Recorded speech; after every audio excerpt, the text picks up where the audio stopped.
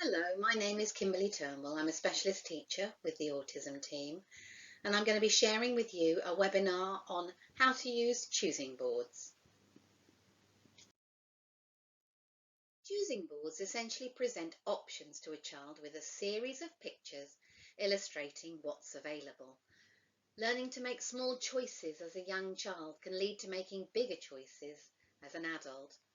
Ultimately, making choices improves communication, quality of life, and independence. Understanding preferences and making choices known can be difficult for some autistic children. They often benefit from a concrete way to visually understand what their options are and how to communicate their choice to others. Initially, the pictures need to look similar to the actual object in order for the child to make the connection between the picture and the object.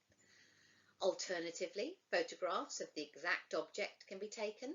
Some pupils may be able to understand pictures or symbols which can be generalized to different types of the same object. For example, a symbol of a puzzle can represent multiple types of puzzle. Choosing boards help children to make decisions and express preferences. They promote communication exchange.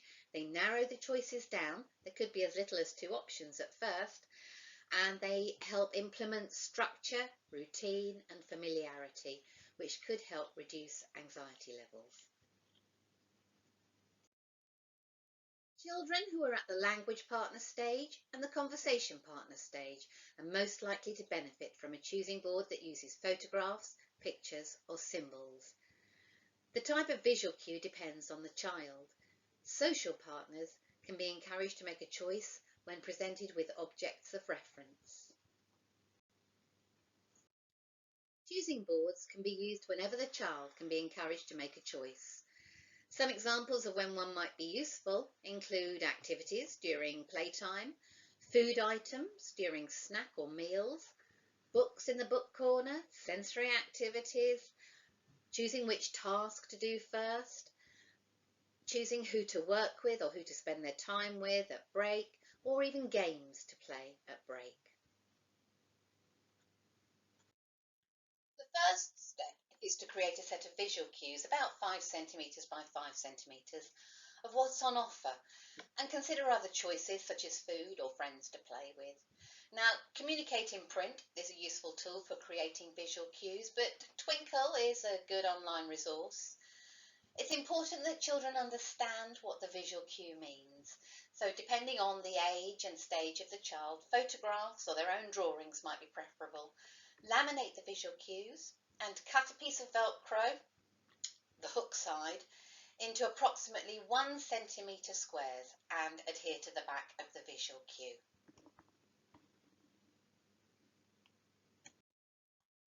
The second step is to create a simple template that supports the child to make a choice between 2 options and helps them indicate their preference.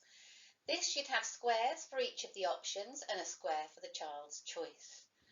Laminate the sheet and place a small piece of Velcro, the loop side, in the middle of each square. Teach the child how to make a choice using the choosing board by modelling it first yourself. This may need to be done quite a few times. So at the start of an activity, show the board to the child. It works best initially if one of the options is a preferred activity, as that will give the child confidence to make a decision and communicate it. Keep language simple and point to the options. For example, say Lego or cars. If the child is pre-verbal, accept any indication of a preference. That might be with an eye gaze or pointing or gesturing in some way. And reinforce with the appropriate verbal label, saying something like, OK, Lego.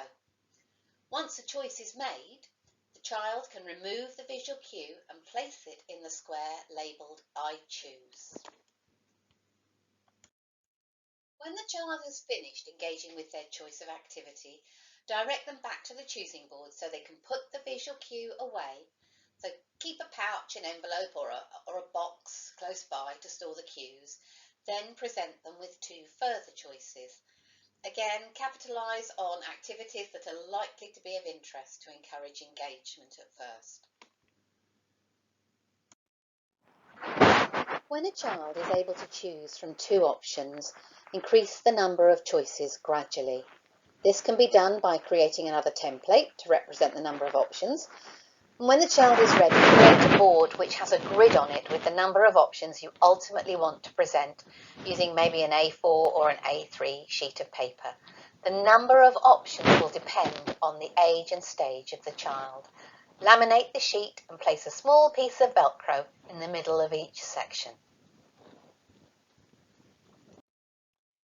It's important not to assume that providing the pupil with visual support like this means that the job is done.